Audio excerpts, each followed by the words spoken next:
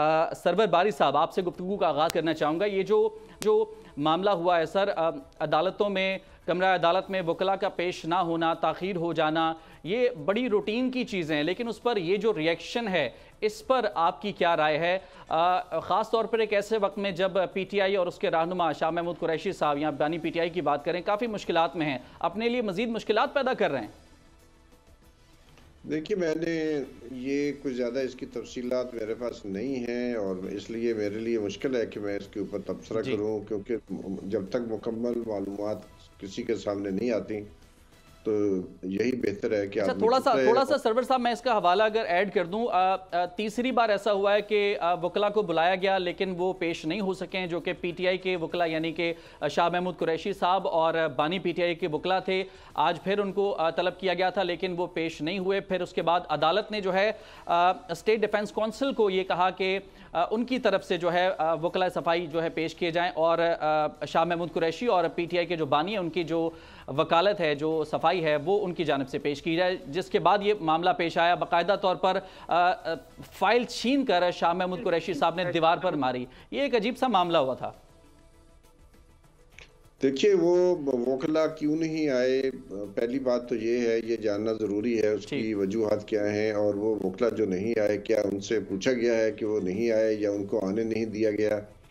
अभी हमने देखा है मुल्तान में जावेद हाशमी साहब ने जो ही ऐलान किया कि वो PTI की हमायत करेंगे और इमरान खान रिहाई कमेटी बनाएंगे, तो उनके घर के ऊपर छापा डाला गया। अब उनके रिश्तेदारों को पकड़ा गया है, उनके दामाद को पकड़ के ले गए। तो मुझे नहीं मालूम कि क्या हालात हुए, पस मंजर क्या है। ठीक है बारी साहब, फिर हम इलेक्शन के जो मामला थे उस पर ज़रा हम डिस्कशन करेंगे, लेकिन मैं उसामा गाजी साहब से इस मामले पर थोड़ी सी डिस्कशन चाहता हूं। उसामा गाजी साहब, शुक्रिया, आपने वक्त दिया। सर, ये जो मामला हुआ है आपकी नज़र में यकीनन होगा, इस पर आपकी क्या राय है? ये जो रिएक्शन, बड़ा अग्रेसिव किस्म का रिएक्शन है, ऐसा होना चाहिए था? मुझे लगता है कि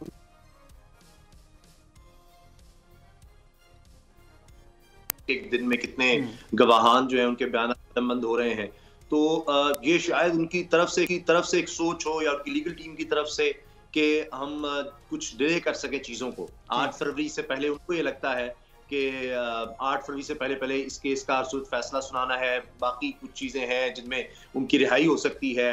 और जिस तरह पहले देखा गया कि अभी तक क्योंकि कन्विक्शन नहीं है उस तरह से किसी केस पे, तो तोशाखाना भी इसी तरह हम देख रहे हैं। जिस तरह रोजाना की बुनियाद पर जज साहब जो थे उन्होंने छुट्टी की दरखास्त दी, वो भी मंजूर नहीं, उसके बाद दोबारा वो जज साहब कह रहे हैं जी मैं ही केस सुनूंगा। तो ये केसेस जिस तरह हम देख रहे हैं चल रहे हैं, बड़ी तेजी इनमें है। तो ये लगता है शायद उनकी लीगल टीम ने उनको एडवाइस किया हो कि हम जितना डिले अपनी तरफ से कर सकें। तो वो ये कहते हैं कि कुछ वकील हमारे लड़ रहे हैं इलेक्शंस भी, इस वजह से हमें टाइम दिया जाए।